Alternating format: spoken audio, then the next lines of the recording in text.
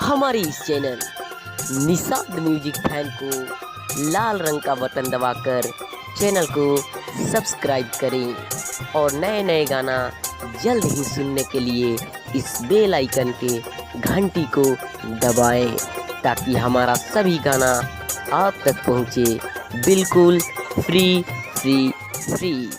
धन्यवाद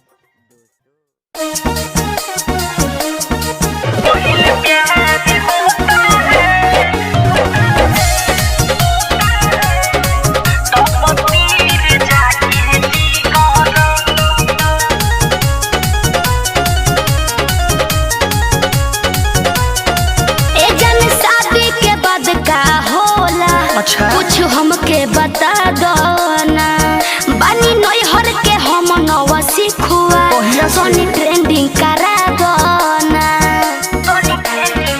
सुन तो बोला ए जान शादी के बाद का होला कुछ हमके बता दो ना बोला बानी नई हर के हम नवा सिखुआ सोनी ट्रेंडिंग करा दो ना सच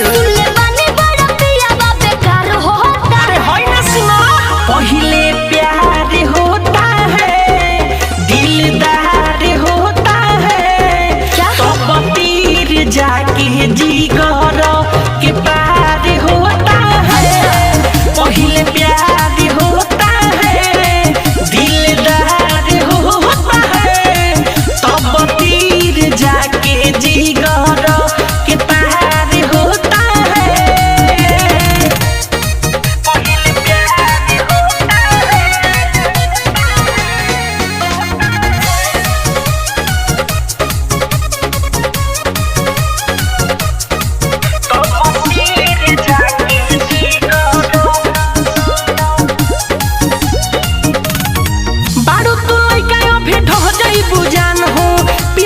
चोट नहीं सह पाई बुझान सुना बोला सुना ये लभ नहीं जियरा जुड़ैलो हमरा प पहिले रिहल सल्ला कोइलो कहेला जिया डोरे एक चीज बार बार होता है। सुना पहले बुझार होता है दिलदार होता है तब तीर जाके जिगर के पार होता है।